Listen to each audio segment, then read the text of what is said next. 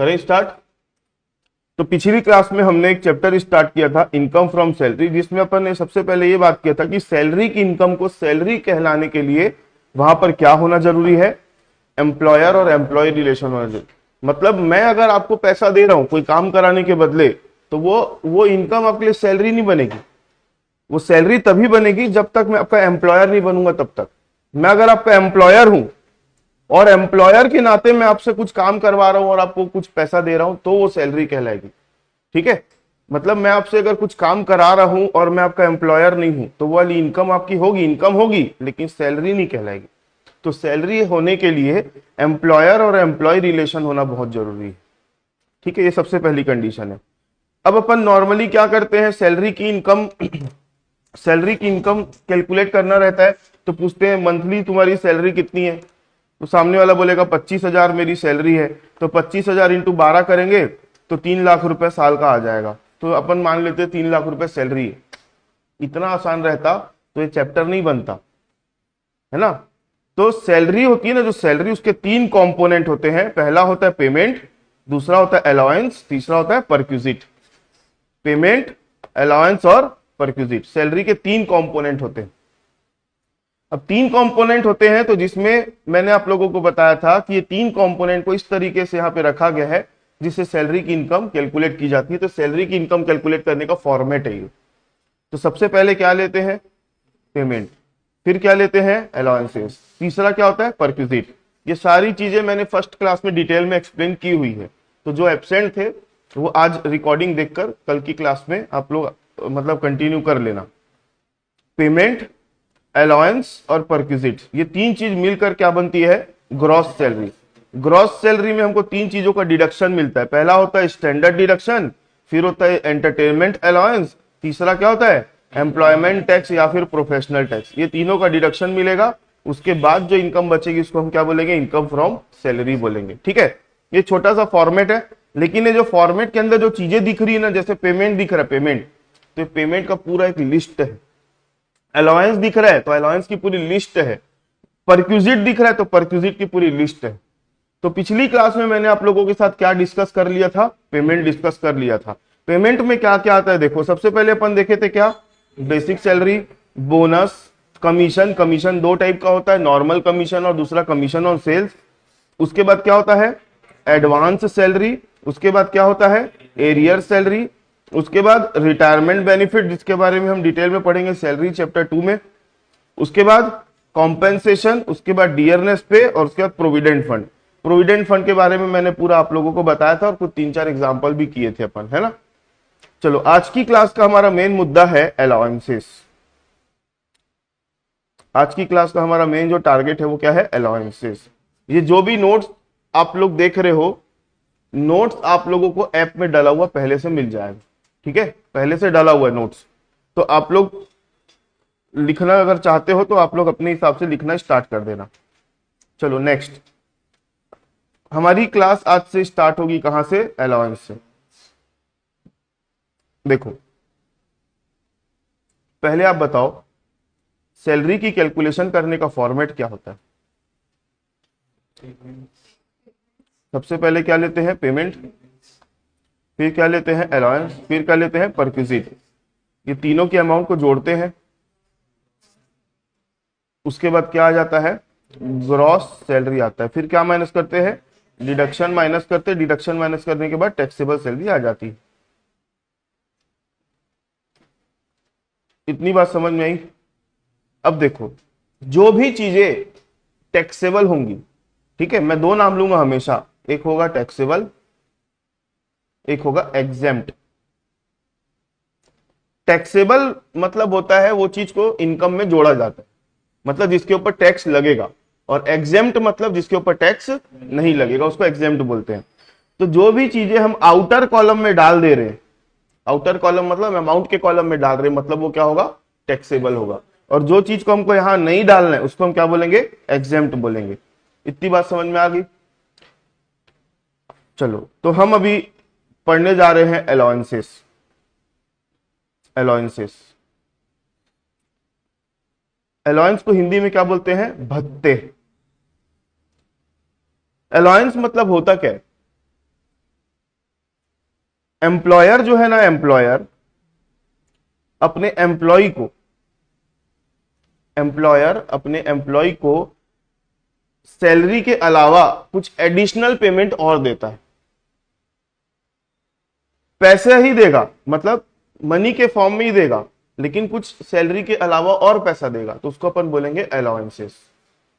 जैसे मैं कुछ एग्जांपल लूं, यूनिफॉर्म अलाउंस। क्या नाम लिया मैंने? Uniform allowance. यूनिफॉर्म अलाउंस मतलब, यूनिफॉर्म का मतलब होता है वर्दी। ऐसी कोई जॉब जहां पे एम्प्लॉय को वर्दी पहननी पड़ती है, जैसे पुलिस वाले लोग हो गए, ठीक है, स्कूल टीचर्स लोग हो गए, जहां पे यूनिफॉर्म मेंटेन करना पड़ता है, तो वहां पर एम्प्लॉयर एम्प्लॉय लोगों को क्या है, एडिशनल कुछ पैसा देगा सैलरी के अलावा। जाओ अपना यूनिफॉर्म अपने हिसाब से बनवा लो और उसको मेंटेन करके रखो, ठीक है। पुलिस वाले लोगों को यूनिफॉर्म के नाम से अलग से पेमेंट मिलता है, तो उसको क्या बोलेंगे हम? Uniform allowance. उसके बाद एक अलाउंस में नाम ले रहा हूं आपके सामने, मेडिकल अलाउंस। मेडिकल अलाउंस क्या होगा ये? पैसा देने वाला कौन है? एम्प्लॉयर। मिलेगा किसको? एम्प्लॉय को। पर्पस क्या है कि कल को अगर एम्प्लॉय को कुछ बीमारी हो जाए या उसके परिवार में किसी को कुछ हो जाए, तो उस पैसे का यूज वो कहां करेगा? मेडिकल के खर्चे में। जरूरी नहीं कि बीमार होगा तभी मेडिकल अलाउंस मिलेगा, मेडिकल अलाउंस के नाम से देता है। कोई कोई एम्प्लॉयर के यहाँ पॉलिसी होती है कि लो भाई मेडिकल अलाउंस रखो सैलरी के अलावा, 500 रुपया पर मंथ तुम एडिशनल रखो। अगर आपकी सैलरी 25,000 रुपया पर मंथ है, तो 500 रुपया पर मंथ एक्स्ट्रा रखो, किस नाम से? मेडिकल अलाउंस के नाम से, ठीक है। तो ऐसे करके ना बहुत सारे अलाउंस होते हैं। अलाउंस का मतलब होता है एम्प्लॉयर अपने एम्प्लॉय को कुछ रुपया दे रहा है इन एडिशन टू सैलरी, उसको हम क्या बोलेंगे? अलाउंस। इसको हिंदी में क्या बोला जाता है? भत्ते। अलाउंस जो होते हैं ना, अलाउंस, ये 3 टाइप के अलाउंस होते हैं। कितने टाइप के अलाउंस होते हैं? 3। पहला होता है फुल्ली टैक्सेबल अलाउंस, दूसरा होता है पार्टली टैक्सेबल अलाउंस, तीसरा होता है फुल्ली एग्जेम्प्ट अलाउंस। अभी मैंने थोड़ी देर पहले टैक्सेबल और एग्जेम्प्ट का मतलब बताया था। टैक्सेबल मतलब जिसकी अमाउंट आउटर कॉलम में जाती है, और एग्जेम्प्ट का मतलब बताया था जिसकी अमाउंट हमको आउटर कॉलम में नहीं लेना है, मतलब सैलरी में नहीं जोड़ना है। तो यहां पर ये तीनों का नाम को एक बार समझने की कोशिश करो ना। क्या लिखा है?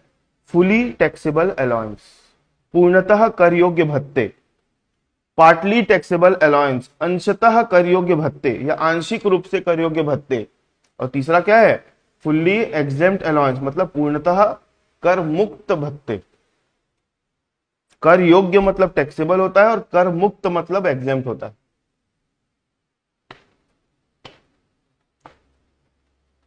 क्या समझ में आ रहा है नाम से? बाहर कॉलम में जाएगा, सेकंड वाले में तुम स्टार्ट के आधा बाहर जाएगा और थर्ड वाला बाहर जाएगा। हाँ सही बोल रहे हो। पहला वाला जो कैटेगरी का अलाउंस होगा ना, उसकी 100% अमाउंट बाहर जाएगी। बाहर जाएगी मतलब अमाउंट वाले कॉलम में जाएगी 100%, क्योंकि नाम क्या है इसका? Fully taxable allowance.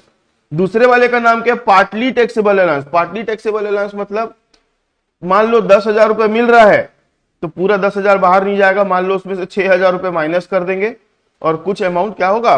बाहर जाएगा। इसको पार्टली एग्जेम्प्ट अलाउंस भी बोलते हैं, मतलब इसका कुछ अमाउंट को जोड़ना है और कुछ अमाउंट को छोड़ना है, सेकंड वाले का।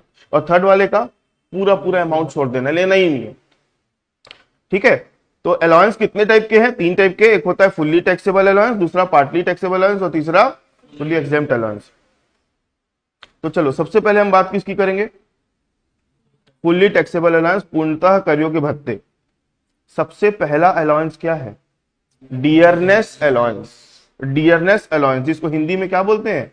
महंगाई भत्ता। एक डियरनेस करके अपन और पढ़े थे, याद है? पेमेंट में था वो, क्या था? डियरनेस अलाउंस था कि क्या था? वो डियरनेस पे था। डियरनेस पे अगर लिखा है, डियरनेस पे अगर लिखा है तो वो पेमेंट है, और डियरनेस अलाउंस लिखा है तो अलाउंस है, ठीक है।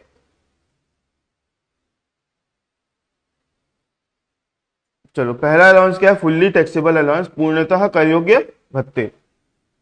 तो सबसे पहला अलाउंस क्या आता है? डियरनेस अलाउंस, महंगाई भत्ता। तो डियरनेस अलाउंस 2 टाइप का होता है।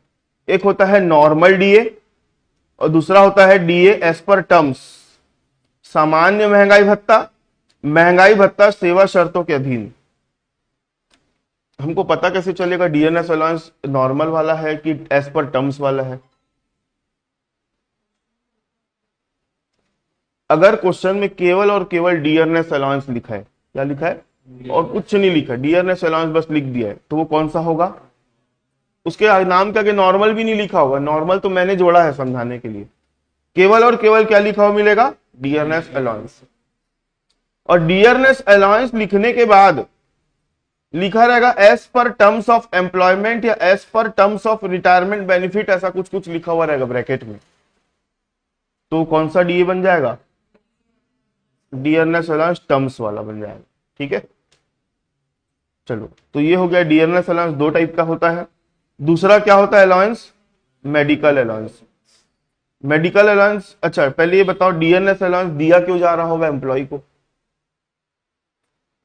एम्प्लॉय को डीएनएस अलाउंस देते क्यों है? एम्प्लॉयर अपने एम्प्लॉय को डीएनएस अलाउंस क्यों देता है? कभी कभी तो ऐसी सिचुएशन आ जाती है जहां पे सैलरी के बराबर की अमाउंट का डीएनएस अलाउंस दिया जाता है। मान लो किसी एम्प्लॉय की सैलरी 25,000 पर मंथ है, तो डीएनएस अलाउंस भी कितना रहेगा? 25,000 पर मंथ रहेगा। तो उसकी सैलरी डीए के कारण डबल हो जाएगी। तो मेरा बोलने का मतलब है डीएनएस अलाउंस है ना, महंगाई की मार से बचने के लिए दिया जाता है। मतलब भाई एम्प्लॉय आपके यहाँ ज्वाइन किया होगा मान लो 10,000 पर मंथ में, अब समय आगे बढ़ते गया आगे बढ़ते गया आगे बढ़ते गया, अभी देख लो भाई समोसा पहले 3 साल 4 साल पहले 20 रुपए प्लेट मिलता था, अभी कितना रुपए हो गया? 40 रुपए प्लेट हो गया। हाँ, 35-40 रुपए। मतलब जो सबसे रायपुर में अगर महंगा समोसा मिल रहा है तो 40 रुपए तक पहुंच गया उसका रेट। मेरा बोलने का मतलब है महंगाई क्या हो रही है, तो समोसे के रेट से आप समझ सकते हो उस चीज को। मतलब बहुत सारी चीजें ऐसी है जो अब आपके समय बढ़ते के साथ क्या हो रही है, महंगी होते जा रही है। तो बेचारा एम्प्लॉय अब 10,000 रुपए में अपना गुजारा कर पाएगा क्या? नहीं कर पाएगा। तो उसको महंगाई की मार से बचने के लिए एम्प्लॉयर एडिशनल कुछ पैसा देगा। मतलब सैलरी बढ़ाएगा तो किस नाम से बढ़ाएगा? डीएनएस अलाउंस के नाम से बढ़ाएगा उसके साथ। क्लियर है मेरी बात? Next, medical allowance. Medical allowance नाम से पता चल रहा है कि एम्प्लॉयर अपने एम्प्लॉय को क्यों दे रहा होगा? इलाज पानी कराने के लिए दे रहा होगा पैसा। तीसरा होता है सिटी कॉम्पेंसेटरी अलाउंस। तीसरा नाम क्या है? City compensatory allowance. देखो पेपर में आप लोगों से इनका मीनिंग नहीं पूछा जाएगा, लेकिन हमको पता तो होना चाहिए कि इसका मतलब क्या है, क्योंकि आप लोगों को पता है कि अलाउंस को नाम पढ़ के हमको पता होना चाहिए कि कौन से कैटेगरी का अलाउंस है, फुल्ली टैक्सेबल है, पार्टली टैक्सेबल है कि फुल्ली एग्जेम्प्ट है। City compensatory allowance, city compensatory allowance को शॉर्ट फॉर्म में क्या बोलते हैं? सीसीए भी बोलते हैं। कभी कभी क्वेश्चन में सीसीए लिखा हुआ मिलता है। देखो क्या होता है, मेरे दो दोस्त बैंकिंग की तैयारी कर रहे थे। मेरे दो दोस्त लोग क्या कर रहे थे? बैंकिंग की तैयारी कर रहे थे। एक जैसा रैंक आया दोनों का और दोनों की बैंक ऑफ बड़ौदा में जॉब लग गई। बैंक भी सेम, पोस्ट भी सेम, डेट ऑफ ज्वाइनिंग भी सेम। लेकिन फर्क क्या था? एक जन की जॉब लगी रायपुर में और एक जन की जॉब लगी मुंबई में। सेम पोस्ट, दोनों पीओ के पोस्ट पे लगे। ठीक है, अब नौकरी लगने के बाद इसकी सैलरी जो बनी 60,000 रुपये पर मंथ बनी और इसकी बनी 68,000 पर मंथ।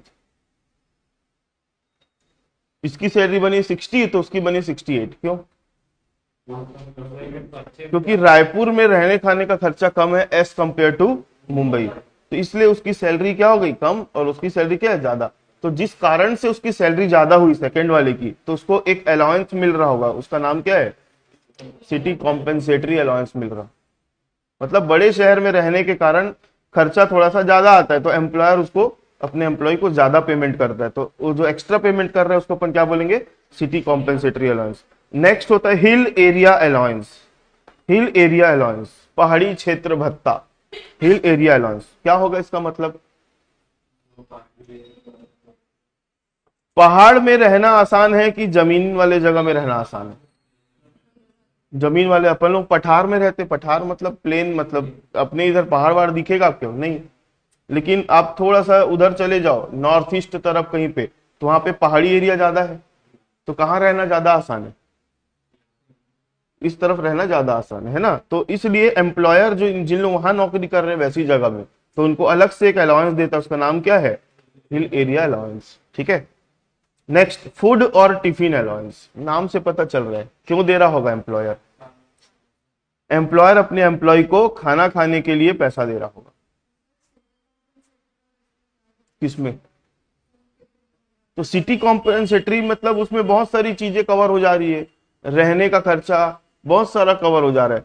अब आप मतलब ओवरऑल अगर मैं बोलूं, मैं जब धमतरी में रहता था तो मेरा घर चलाने का खर्चा 20,000 रुपए पर मंथ था, एक एग्जांपल दे रहा हूं। जैसे ही मैं रायपुर शिफ्ट हुआ तो वो 20,000 का खर्चा बढ़ के 35-40,000 रुपए चला गया। तो मेरा सिर्फ खाने का खर्चा बढ़ा कि ओवरऑल सारे खर्चे बढ़ गए, सारे खर्चे बढ़ गए। तो सिटी कॉम्पेंसेटरी अलाउंस जो होता है ना, वो ओवरऑल सारे खर्चों को मिला के देखता है, और ये स्पेसिफिक है। स्पेसिफिक मतलब सिर्फ ये पैसा जो दिया जा रहा है किस लिए दिया जा रहा है, खाना खाने के लिए दिया जा रहा है। Next, servant allowance. Servant allowance मतलब इसको हिंदी में नौकर भत्ता बोलते हैं। हाँ हाँ कर लो। सर्वेंट अलाउंस, सर्वेंट अलाउंस मतलब नौकर भत्ता। नाम से पता चल रहा है क्या, बड़े बड़े जो ऑफिसर्स होते हैं ना, उनके घर पे मतलब क्या बोलते हैं, अरे बड़े बड़े ऑफिसर्स लोगों के घर पे अगर कोई नौकर काम कर रहा है तो उसको सैलरी देने के लिए एम्प्लॉयर ऑफिसर के सैलरी में एक्स्ट्रा जोड़ के देता है। जैसे मेरे नाना जी थे, स्टेशन मास्टर थे मेरे नाना जी, तो उनके घर पे ना कुक मिला हुआ था, कुक, और एक माली मिला हुआ था, माली। माली और गार्डनर और कुक जानते हो। तो इनको सैलरी देने के लिए मेरे नाना जी को अलग से पैसा मिलता था सैलरी में जोड़ के, ताकि इनको नाना जी क्या कर सके, सैलरी दे सके। तो जो अलाउंस अलग से पैसा मिल रहा है उसको हम क्या बोलेंगे, सर्वेंट अलाउंस। एक होता है वार्डन या फिर प्रॉक्टर अलाउंस। वार्डन और प्रॉक्टर अलाउंस मतलब, वार्डन कहाँ दिखता है आपको, हॉस्टल में दिखता है। तो उन लोगों की ड्यूटी कुछ ज्यादा ही होती है, मतलब 8 घंटे के हिसाब से काम नहीं करते उन लोग। वार्डन मतलब हॉस्टल का सदस्य हो गया वो।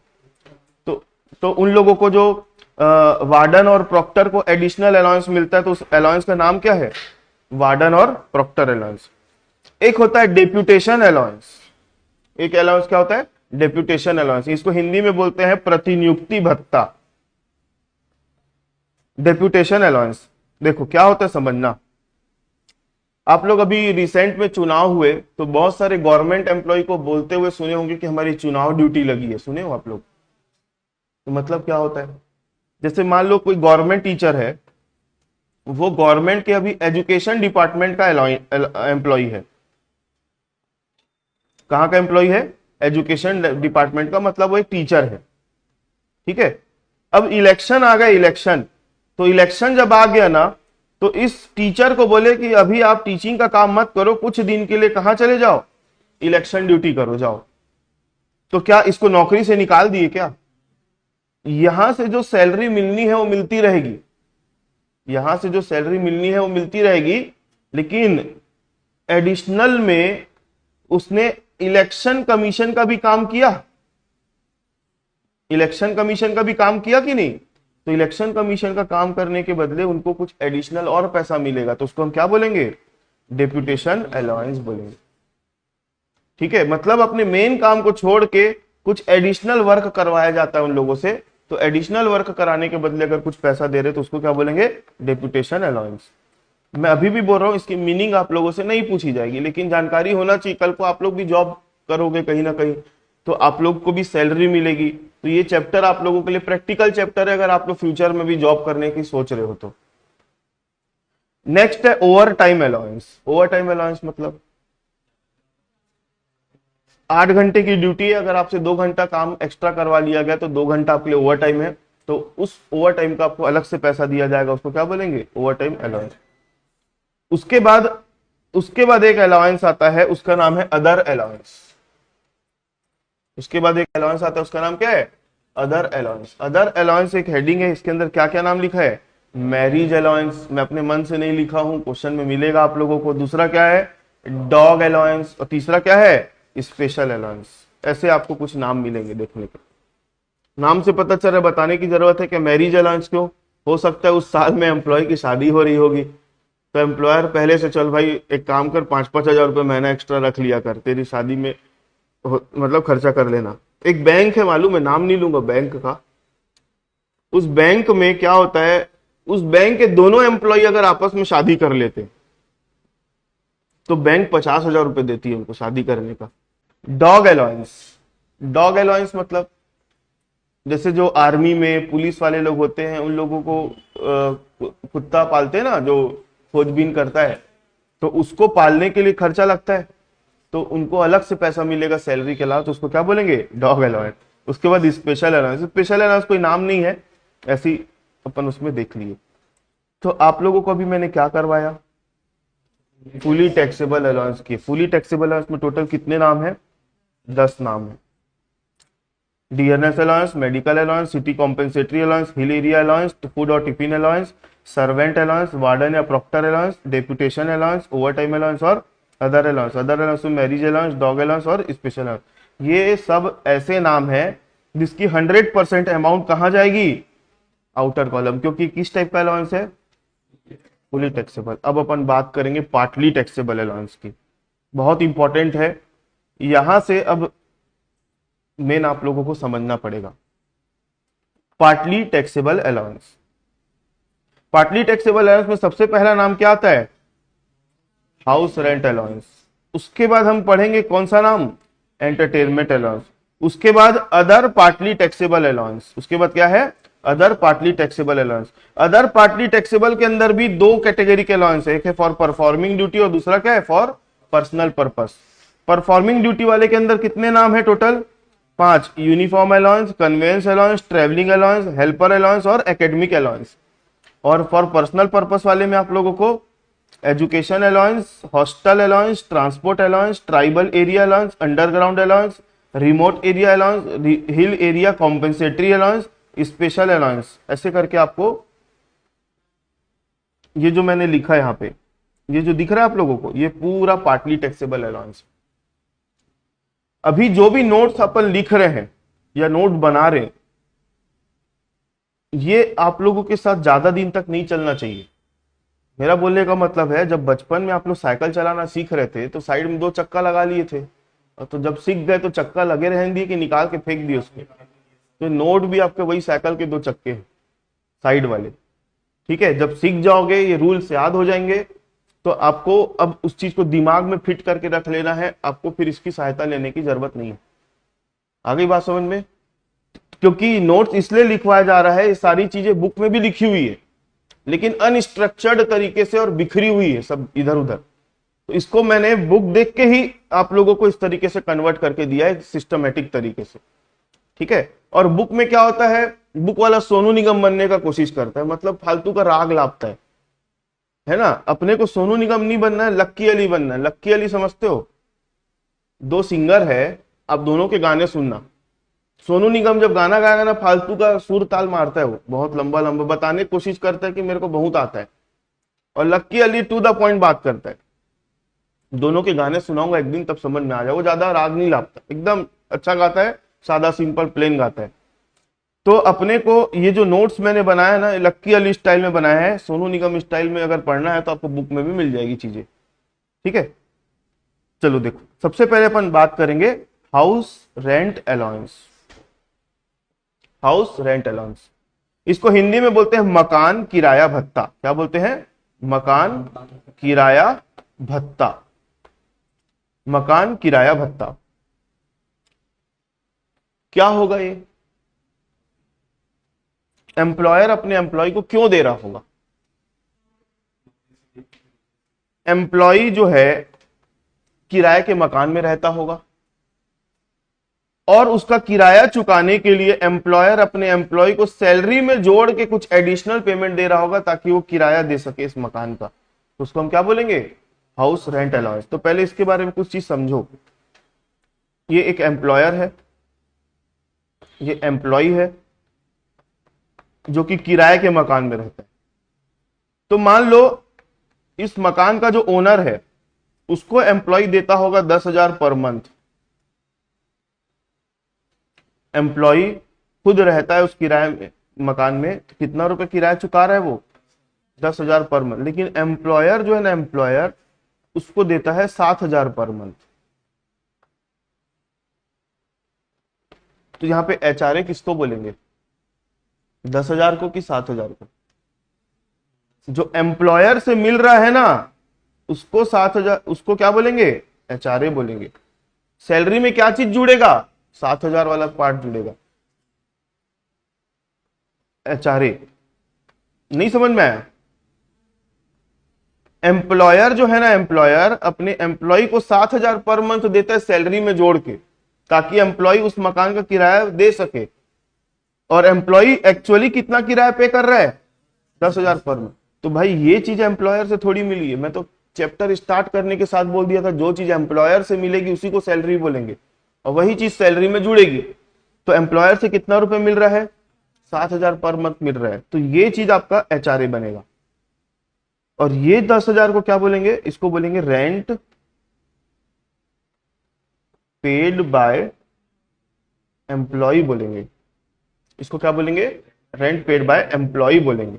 ठीक है।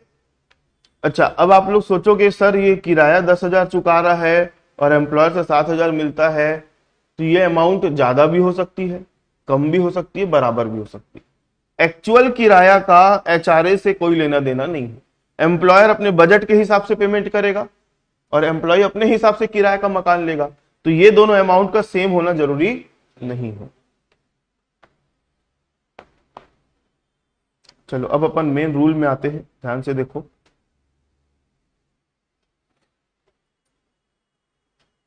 इसके ऊपर एग्जाम्पल भी करेंगे ना। HRA किस टाइप का अलाउंस है, फुल्ली टैक्सेबल की पार्टली टैक्सेबल की fully exempt? Partly taxable. Partly taxable मतलब जब भी HRA मिलेगा तो उसकी पूरी पूरी अमाउंट को सैलरी में नहीं जोड़ना है, कुछ अमाउंट को जोड़ना है और कुछ अमाउंट को छोड़ना है। ठीक है। तो सबसे पहले ये एक फॉर्मूला लिखा हुआ है, जब आप क्वेश्चन सॉल्व करोगे ना तो इसी चीज को एक वर्किंग नोट के फॉर्म में लिख देना। ठीक है। सबसे पहले क्या लेंगे, HRA received, house rent allowance received, जितना आपको मिल रहा है वो ले लो। मान लो अभी अपन ने एग्जांपल में कितना लिया था, 7,000 पर मंथ था, तो 7,000 इंटू 12 करोगे तो कितना आएगा, 84,000 रुपए, 84,000 यहां ले लो। जितना आपको HRA मिला वो ले लो, सबसे पहला स्टेप। उसके बाद इसमें क्या करेंगे, एग्जेम्प्ट। क्या करेंगे, एग्जेम्प्ट। और बाजू में क्या लिखा हुआ है, WEL। WEL का फुल फॉर्म होता है whichever is lower. Whichever is lower. अपन ये 3 कैलकुलेशन करेंगे अलग अलग। ये 3 कैलकुलेशन से 3 अलग अलग अमाउंट मिलेगी अपने को। ये 3 कैलकुलेशन करेंगे, इन 3 कैलकुलेशन से 3 अलग अलग अमाउंट मिलेगी। इन तीनों अमाउंट में जो सबसे छोटा अमाउंट होगा ना उसको बाहर निकालेंगे और ऊपर वाली अमाउंट से माइनस कर देंगे। ठीक है। सबसे पहले अपन क्या लेंगे, हाउस रेंट अलाउंस रिसीव्ड, मतलब यही वाली अमाउंट को एज इट इज कॉपी कर दो। दूसरे नंबर में क्या था, rent paid by employ to the owner. Rent paid by employ to the owner minus 10% of HRA salary. HRA salary का 10%। ये एक फॉर्मूला है, इसको आपको यहां पे वैल्यू पुट करके इससे एक अमाउंट मिल जाएगी, इससे एक अमाउंट मिल जाएगी। ठीक है। थर्ड नंबर में क्या था, 40% या फिर 50% ऑफ HRA सैलरी। 40% या फिर 50% ऑफ किसका, HRA सैलरी का। अब 40% या 50% लिखा है ना, तो पढ़ो क्या लिखा है। 40% कब लेना है, जब सिटी नॉर्मल सिटी होंगी या अदर सिटीज भी बोल सकते हैं। और 50% कब लेना है, MKDC के केस में। MKDC के केस में मतलब मुंबई, कोलकाता, दिल्ली और चेन्नई। अगर एम्प्लॉय जो है इन 4 सिटी में कहीं काम कर रहा है, कहां कहां पे, मुंबई, कोलकाता, दिल्ली, चेन्नई, तो अपन सैलरी का कितना परसेंट लेंगे, और इसके अलावा और कोई सिटी में रह रहा है तो 40% अपन लेंगे। किसका 40%, किसका 50%, HRA सैलरी का। यहां पर 10% निकालना था, किसका निकालना था, HRA सैलरी का। अच्छा, आप लोग जैसे RPF पढ़े हो ना, RPF रिकॉग्नाइज्ड प्रोविडेंट फंड, वहां पे एक अलग से RPF सैलरी निकालना पड़ता था। याद है कि भूल गए, क्या क्या जोड़ते हैं उसमें, basic salary, commission on sales, DNS pay और DNS allowance as per terms वाला, ये चार चीज को जोड़ते तो हमको क्या मिल जाता था वहां पे, आरपीएफ सैलरी। तो वैसे ही एचआरए की सैलरी भी अपने को अलग से कैलकुलेट करनी पड़ेगी।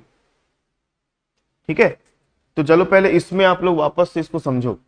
सबसे पहले क्या लेते हैं, मैं फिर से लिख के बता रहा हूं, सबसे पहले क्या लेते हैं, एचआरए रिसीव्ड। अभी लिखना मत, उसी को ही कॉपी कर रहा हूं मैं।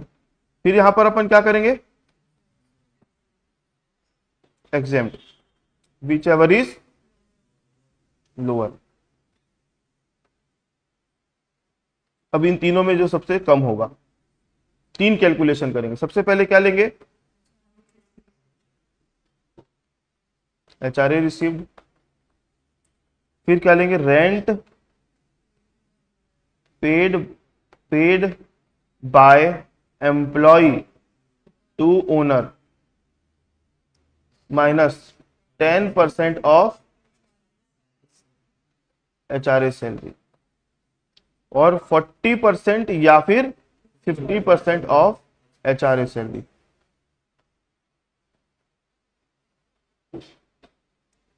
ठीक है, 40% कब लेंगे, अदर सिटीज के केस में, और ये कब लेंगे, एम के डीसी।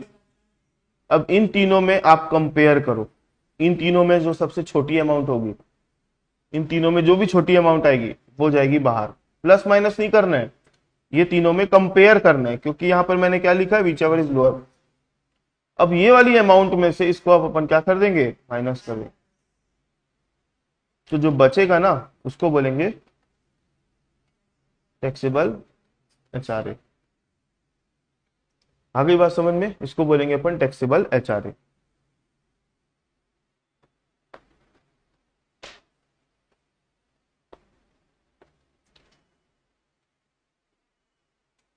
देखो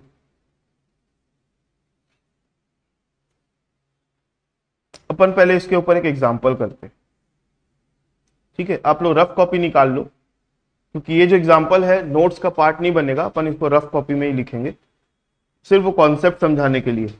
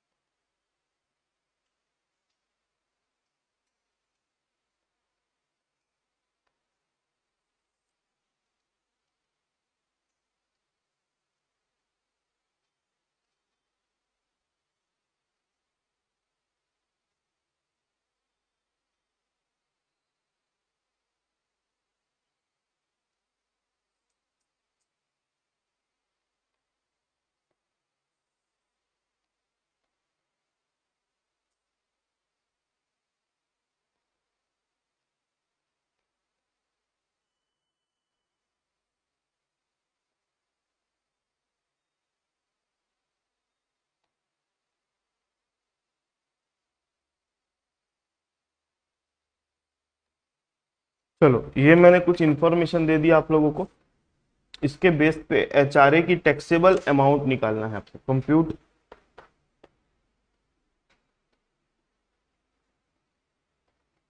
टैक्सेबल अमाउंट ऑफ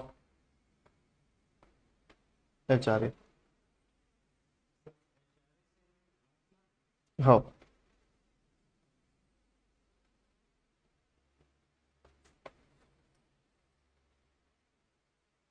एचआरए की जो सैलरी है वो 8 लाख है, और एचआरए कितना मिल रहा है, 10,000 पर मंथ मिल रहा है। रफ में करना है ना इसको, करो कैलकुलेट।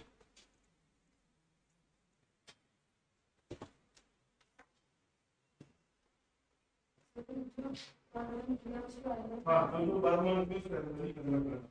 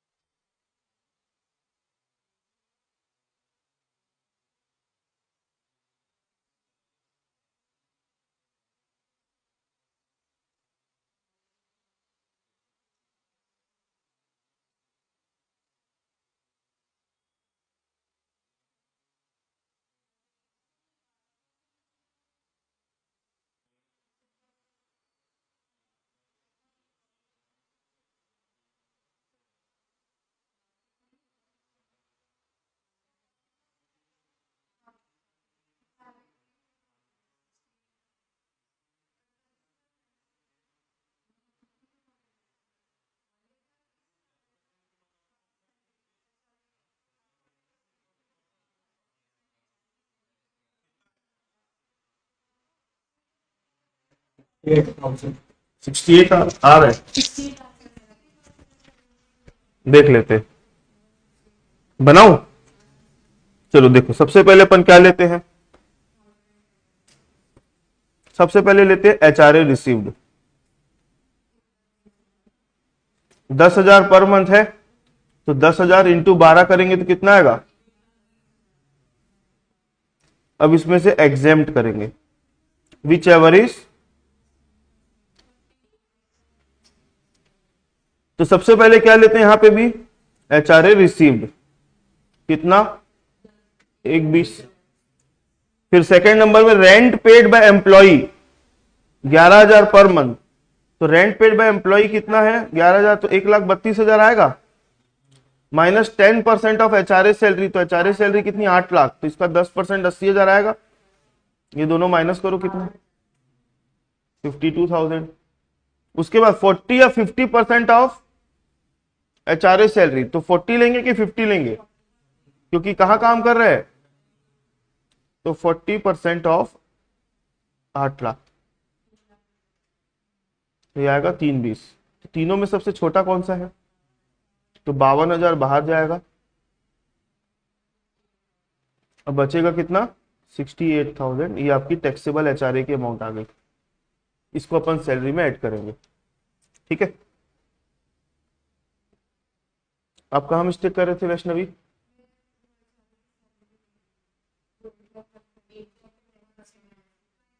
अच्छा, बाकी सबका आ गया था आप लोगों का, आपका नहीं आया था, आपका आ गया था, आपका नीचे का आपका आ गया था, आपका नहीं आया था, आपका फैजिया, हाँ ठीक है, आपका नहीं आया था, आपका ठीक है। ऑनलाइन वालों किसका किसका आ गया था आंसर, और एक बार बताओ सर। और एक बार बताऊं, कुछ नहीं करना है, जो फॉर्मूला मैंने बताया था उसमें वैल्यू पुट करना है। सबसे पहले क्या करते हैं हम, सबसे पहले क्या करते हैं HRA रिसीव, जितना HRA मिला वो, तो 10,000 पर मंथ इंटू 12, तो कितना आएगा 1,20,000। एग्जेम्प्ट होगा तीनों में जो कम होगा वो, तो एग्जेम्प्ट वाली तीन अपने को कैलकुलेशन करके लेनी है। तो सबसे पहले क्या लेना, HRA रिसीव, जितना मिला उतना ही यहां पर ले लो, सेम टू सेम अमाउंट आती है पहली वाली। दूसरे नंबर में क्या लेते हैं, rent paid by employ minus HRA salary का 10%, तो HRA सैलरी 8 लाख थी, तो रेंट पेड था 11,000 पर मंथ, तो 11,000 पर मंथ के हिसाब से 12 महीने का निकालोगे तो 1,32 आएगा, 8 लाख का 10% निकालोगे तो 80,000 आएगा, तो ये आ जाएगा, दोनों को माइनस करोगे तो 52,000। अब क्योंकि वो बेंगलुरु में काम कर रहा है तो 8 लाख का कितना परसेंट लेंगे 40%। अब ये तीनों में अपन कंपेयर करेंगे, सबसे छोटी अमाउंट जो होगी उसको इसमें से माइनस कर देंगे, तो जो बचेगा उसको क्या बोलेंगे, टैक्सेबल HRA, ठीक है। चलो आगे बढ़ते हैं, सुनो मेरी बात अब ध्यान से। अभी तो HRA की कैलकुलेशन मैंने आप लोगों को बताया, इसके बारे में कुछ कुछ कंडीशन भी है, सुनना ध्यान से। कभी कभी क्या हो जाएगा, ये वाली जो अमाउंट है ना, ये वाली अमाउंट ये कैसे आती है, देखो पहले वाली अमाउंट और लास्ट वाली अमाउंट कभी भी निगेटिव में नहीं आ सकती। पहली वाली और लास्ट वाली, ये तीनों की बात कर रहा हूं ना मैं, ये वाली अमाउंट और ये वाली अमाउंट कभी भी निगेटिव में नहीं आ सकती या जीरो नहीं आ सकती। लेकिन ये वाली अमाउंट है ना, कभी कभी जीरो आ सकती है। कब जीरो आएगी, ये वाली अमाउंट और ये वाली अमाउंट अगर बराबर हो गई तो इसका वैल्यू कितना हो जाएगा, जीरो हो जाएगा कि नहीं, क्योंकि माइनस करके लाना पड़ता है। या फिर कभी कभी क्या होगा, इससे ये वाली अमाउंट ज्यादा हो जाएगी, तो ये वाली अमाउंट क्या आ जाएगी, निगेटिव में आ जाएगी। अगर ये वाली अमाउंट आपकी जीरो आ रही है या फिर क्या आ रही है, निगेटिव आ रही है, तो उस केस में HRA जो होगा ना फुल्ली टैक्सेबल होगा। क्या होगा, मतलब HRA की पूरी पूरी अमाउंट को बाहर में जोड़ देना, समझे मेरी बात को, मतलब एग्जेम्प्ट कितना होगा, नील, तो HRA की पूरी अमाउंट टैक्सेबल हो जाएगी। पढ़ लो, यहां पर मैंने छोटा छोटा लिखा है, यदि ये अमाउंट, कौन सी वाली अमाउंट, बीच वाली, माइनस आ रही है या फिर क्या आ रही है, नील, तो HRA क्या हो जाएगा, फुल्ली टैक्सेबल होगा। मतलब कंपेयर करोगे तो यहां पे क्या लेना पड़ेगा, जीरो, इन तीनों में सबसे छोटा क्या मिलने वाला, जीरो ही मिलना है, तो जीरो को इसमें माइनस करोगे तो फुल्ली टैक्सेबल होगा। अच्छा, एचआरए क्यों दे रहा है एम्प्लॉयर एम्प्लॉय को? एचआरए दे क्यों रहा है एम्प्लॉयर एम्प्लॉय को? ताकि एम्प्लॉय जो है किराए के मकान में रहता है और वो किराया चुका सके, मतलब उसमें कुछ मदद मिल जाए उसको। अगर एम्प्लॉय अपने खुद के मकान में रहता है तो, और एचआरए मिल रहा है उसके बाद भी, अगर एम्प्लॉय जो है कुछ ऐसे मकान में रहता है जहां पे उसको रेंट देने की जरूरत नहीं पड़ती या फिर अपने खुद के मकान में रहता है, तो उस केस में एचआरए क्या होगा? फुली टैक्सेबल होगा। पढ़ लो क्या लिखा है। यदि एम्प्लॉय ऐसे हाउस में रहता है जहां उसे रेंट नहीं देना पड़ता या एम्प्लॉय अपने ओन हाउस में रहता है, उस केस में एचआरए को फुल्ली टैक्सेबल अलाउंस मानना है। मतलब ये सब कैलकुलेशन करने की जरूरत नहीं है। ठीक है फैजिया, चाय मंगवाऊं? आगे अभी अपन यहां पे दो जगह देखे थे एचआरए की सैलरी। वैष्णवी, एचआरए की सैलरी जानने के पहले आप मेरे को आरपीएफ की सैलरी बताओ। हाँ, क्या क्या ऐड करते हैं उसमें? नहीं, आरपीएफ सैलरी के फॉर्मूले में 4 चीजें आती थी। वो 4 चीजें क्या है?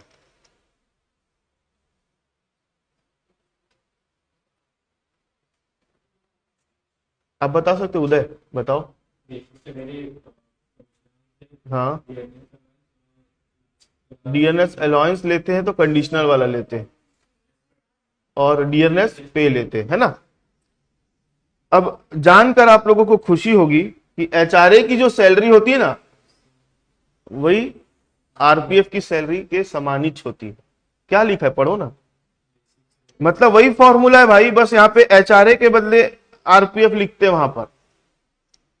क्या है formula? Basic salary plus commission on sale plus DNS पे प्लस डीएनएस अलाउंस के ऊपर स्टार लगा है, मतलब एज पर टर्म्स वाला डीएनएस अलाउंस। मतलब आरपीएफ की सैलरी और एचआरए की सैलरी दोनों क्या होती है? सेम होती है। इतना समझ में आया? ये है एचआरए का पूरा रूल। सुनो मेरी बात अब ध्यान से। कभी कभी सैलरी चैप्टर से प्रैक्टिकल क्वेश्चन नहीं आता है, थ्योरी आ जाती है। कभी कभी सैलरी चैप्टर से प्रैक्टिकल नहीं आएगा, क्या आ जाएगा? थ्योरी। थ्योरी में खास करके शॉर्ट नोट आने का चांस ज्यादा रहता है। लिख देगा right short note on HRA, तो अब क्या लिख के आओगे? सबसे पहले एचआरए की मीनिंग लिखोगे कि एचआरए क्या होता है। एचआरए एक अलाउंस होता है जो एम्प्लॉयर अपने एम्प्लॉय को मकान के किराए में एक हेल्प करने के लिए दिया जाता है। ठीक है, एचआरए एक टाइप का कौन सा अलाउंस है? पार्टली टैक्सेबल अलाउंस है। 2 पॉइंट हो गए, मीनिंग वाली बात खत्म।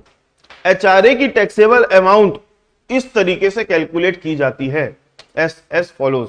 ऐसा लिख देना और ये फॉर्मूला चिपका के आ जाना। ठीक है, एचआरए रिसीव्ड, ये पूरा एज इट इज लिखोगे और उसके बारे में सब बातें लिख देना इंग्लिश में कि एम्प्लॉय अगर ऐसे मकान में रहता है जहां उसको रेंट देने की जरूरत नहीं पड़ती या अपने खुद के मकान में रहता है, तो उस केस में एचआरए क्या होगा? फुली टैक्सेबल होगा। बस ये बात लिख दिए ना। शॉर्ट नोट अगर आ जाता है ना, तो मैं तो उसको बहुत अच्छा मानता हूं। क्यों मालूम है? 1 पेज से ज्यादा लिखना नहीं रहता, नाम ही शॉर्ट नोट है। और शॉर्ट नोट आता है लगभग 5 नंबर का। पूरा पूरा सही लिखे हो ना तो 4 नंबर तक मिल जाता है उसमें। एक बड़ा थ्योरी लिखने से ज्यादा बेटर है शॉर्ट नोट लिखना। ठीक है, शॉर्ट नोट में लिखना कम पड़ता है और नंबर ज्यादा मिलते हैं, क्योंकि शॉर्ट नोट में स्पेसिफिक आंसर जाने जाता है, तो चेक करने वाले को भी मेहनत कम करनी पड़ती है, तो ज्यादा नंबर मिलने का चांस रहता है। ठीक है, तो अगर शॉर्ट नोट आ गया एचआरए के बारे में तो सेम टू सेम यही लिखना है, बस मीनिंग आपको अपनी तरफ से लिखनी पड़ेगी। नेक्स्ट आ जाए। नेक्स्ट अलाउंस का नाम क्या है? Entertainment allowance. तो चलो इसके बारे में समझने के पहले, इसके फॉर्मूले को देखने के पहले मेरे को आपसे यह पूछना है कि what do you mean by entertainment allowance? Vaishnavi, entertainment allowance से आप क्या समझते हो?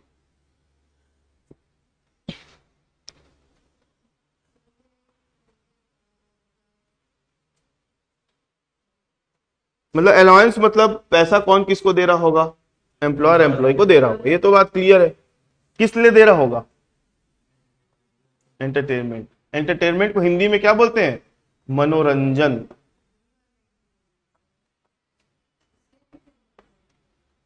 तो एंटरटेनमेंट को हिंदी में क्या बोला जाता है? मनोरंजन। तो इसको, इस अलाउंस का नाम क्या है हिंदी में? मनोरंजन भत्ता, एंटरटेनमेंट अलाउंस। क्या होना चाहिए इसका मतलब? क्यों देता होगा एम्प्लॉयर अपने एम्प्लॉय को, जा मूवी देख ले? नहीं, यहां पर एंटरटेनमेंट का मतलब वो नहीं होता जो हम एक्चुअली समझ रहे। क्या होता है, जैसे मान लो किसी पेरेंट्स के किसी स्टूडेंट के पेरेंट्स आ गए मिलने के लिए, तो मैंने उनके लिए चाय मंगवा दिया, तो मतलब मैं उनका क्या कर रहा हूँ? एंटरटेनमेंट कर रहा हूँ। आपके घर में आपके गेस्ट आते हैं तो आप उनको चाय नाश्ता पूछते हो, तो वो आप उनका क्या कर रहे हो? एंटरटेनमेंट कर रहे हो। एंटरटेनमेंट का एक्चुअल मतलब होता है आओ भगत करना। हम जो नॉर्मली एंटरटेनमेंट की मीनिंग समझते हैं ना, घूमना फिरना, मूवी देखना, वो एंटरटेनमेंट नहीं होता है। यहां पर एंटरटेनमेंट का मतलब होता है आओ भगत करना। आओ भगत मतलब नाश्ता पानी, चाय पानी, ये सब खिलाना पिलाना, उसको बोलते हैं एंटरटेनमेंट। आ गई बात समझ में? तो क्या होता है, एम्प्लॉयर जो होता है ना, एम्प्लॉयर, उसकी मान लो बहुत बड़ी कंपनी है, तो उसके कंपनी में बहुत सारे कस्टमर्स, क्लाइंट लोग आते रहते हैं। अब एम्प्लॉयर तो हर हमेशा अवेलेबल नहीं हो सकता, तो मान लो एम्प्लॉयर का एक मैनेजर है जो उसका एम्प्लॉय है, एम्प्लॉयर ने इसको 5,000 रुपए दे के रखा, ले भाई तू 5,000 रख, मेरे कोई भी कस्टमर, कोई भी क्लाइंट आएंगे ना तो तू उनको चाय पानी पिला दिया कर। और पैसा कहां से लेगा? वो एम्प्लॉयर ने दे के रखा है उसमें से। तो एम्प्लॉयर ने अपने एम्प्लॉय को पैसा दिया है, एडिशनल पैसा दिया है, किस लिए? ताकि वो एम्प्लॉयर के क्लाइंट लोगों की आवभगत कर सके। क्या कर सके? एंटरटेन कर सके उन लोगों को। तो उस वाले अलाउंस को क्या बोलते हैं? Entertainment allowance. तो आप लोगों के लिए एंटरटेनमेंट करवाऊं? चाय मंगवाऊं आपके लिए? नींद आ रही है फैजी, आपके लिए चाय मंगाओ भाई? समझ में आई बात? एंटरटेनमेंट अलाउंस का मतलब क्या होता है? तो अब समझना, अगर गवर्नमेंट एम्प्लॉय है, सॉरी, अगर अगर other than government employ, other than government मतलब जो गवर्नमेंट एम्प्लॉय नहीं है, तो उस केस में एंटरटेनमेंट अलाउंस क्या होगा? Fully taxable. मेरे को फुली टैक्सेबल लिखने से ज्यादा अच्छा लग रहा है एक वर्ड, इसको मैं काट रहा हूं ना, एक नाम मैं यहां पे लिख रहा हूं, नो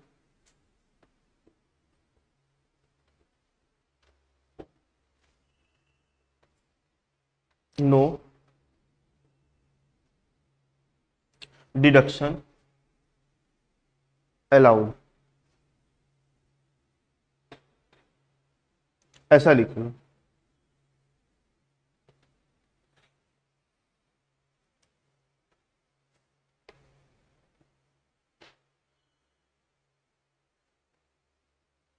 और यहां पे एग्जेम्प्ट लिखा है ना, इसको काटो। एग्जेम्प्ट वर्ड के बदले यहां पे लिखना डिडक्शन।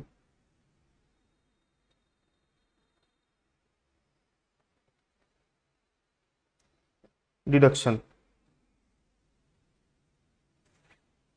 देखो, एंटरटेनमेंट अलाउंस, ठीक है। एंटरटेनमेंट अलाउंस जो होता है, ये जब भी मिलेगा तो आपको देखना है कि जो एम्प्लॉय है वो अदर देन गवर्नमेंट एम्प्लॉय है। क्वेश्चन में लिखा रहता है साफ साफ कि कौन सा एम्प्लॉय है? गवर्नमेंट एम्प्लॉय है। क्वेश्चन में देख के पता चल जाता है गवर्नमेंट है कि अदर, ठीक है। अगर अदर देन गवर्नमेंट एम्प्लॉय होगा तो किसी भी प्रकार की इसको डिडक्शन नहीं मिलेगी, और अगर गवर्नमेंट एम्प्लॉय होगा तो उसको डिडक्शन मिलेगी, लेकिन कितनी मिलेगी? ये कैलकुलेट करेंगे, इसमें तीनों में जो सबसे छोटा होगा उसकी डिडक्शन मिलेगी, ठीक है। सर क्या बता रहे हो, कुछ समझ में नहीं आ रहा है। सुनो इधर मेरी बात। एंटरटेनमेंट अलाउंस क्या होता है? एक अलाउंस है। तो एक बार आप लोग सैलरी के फॉर्मेट में आ जाओ, कहीं पे एंटरटेनमेंट अलाउंस दिख रहा है आप लोगों को? ये दिख रहा है? किसके हेडिंग के अंदर में है? सुनो मेरी बात ध्यान से, एंटरटेनमेंट अलाउंस की जो अमाउंट मिल रही है ना, तो सबसे पहले उसको अलाउंस की कैटेगरी में ऐड कर देना है। चाहे गवर्नमेंट एम्प्लॉय है, चाहे अदर देन गवर्नमेंट एम्प्लॉय है, हमेशा अपने को क्या करना है? पहले उसकी अमाउंट को ऊपर में अलाउंस के नाम से ऐड करना है। मान लो 5,000 पर मंथ मिल रहा है, तो 5,000 पर मंथ के हिसाब से यहां पर ऐड कर दो, तो कितना आएगा? 60,000 आएगा। चाहे गवर्नमेंट एम्प्लॉय हो चाहे अदर देन गवर्नमेंट एम्प्लॉय हो। लेकिन डिडक्शन कब मिलेगी? जब वो कौन सा एम्प्लॉय होगा? गवर्नमेंट एम्प्लॉय होगा, तभी डिडक्शन मिलेगी, नहीं तो नहीं मिलेगी। और डिडक्शन कितनी मिलेगी वो वहां पर मैंने लिखा हुआ है। अदर देन गवर्नमेंट एम्प्लॉय अगर होगा ना तो डिडक्शन मिलेगी चीनीस, जुड़ेगा ऊपर में जरूर, लेकिन डिडक्शन नहीं मिलेगी। और अगर गवर्नमेंट एम्प्लॉय होगा तो ऊपर जोड़ेंगे लेकिन डिडक्शन भी लेंगे। तो डिडक्शन कितनी मिलेगी देखो यहां पे,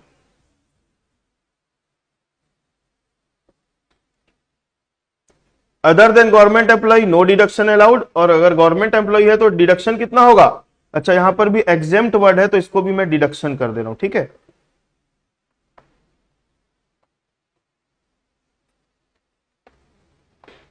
डिडक्शन, उसके बाजू में क्या लिखा है? 3 लिमिट कैलकुलेट करने, जो तीनों में जो सबसे छोटा होगा उतने की डिडक्शन मिल जाएगी। सबसे पहले क्या लेंगे? Entertainment allowance received 20% of basic salary, basic salary का 20%। उसके बाद क्या है? मैक्सिमम लिमिट कितनी? 5,000। ये याद रखने वाली अमाउंट है, 5,000 यहाँ की मैक्सिमम लिमिट है। ये तीनों में जो सबसे छोटी अमाउंट होगी ना भाई, उतने का क्या ले लेंगे वहां पे? डिडक्शन ले लेंगे। मतलब एंटरटेनमेंट अलाउंस की डिडक्शन लेते समय आपको ये ध्यान रखना है कि वो गवर्नमेंट एम्प्लॉय है तभी डिडक्शन मिलेगी, और डिडक्शन मिलेगी तो कितनी मिलेगी? ये 3 में से जो सबसे छोटी अमाउंट है उसकी। ऐड नहीं करेंगे, ऐड तो जितना मिल रहा है उसको ऐड करेंगे, माइनस करते समय ये वाली अमाउंट को माइनस करेंगे, ठीक है। कितना माइनस होगा? Entertainment allowance received, basic salary का 20%, या फिर मैक्सिमम लिमिट कितनी? 5,000। ये तीनों में जो सबसे छोटा होगा ना इसकी डिडक्शन मिलेगी अपने को, ठीक है। तो चलो ये हो गया आपका एंटरटेनमेंट अलाउंस। इसके बाद अपन बात करेंगे किसकी? Other partly taxable salary. इसकी बात करेंगे अपन नेक्स्ट एपिसोड में, ठीक है।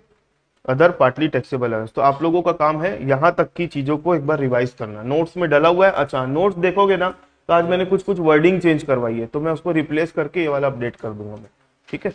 चलो क्लास ओवर, फिर अपन नेक्स्ट क्लास में मिलते हैं।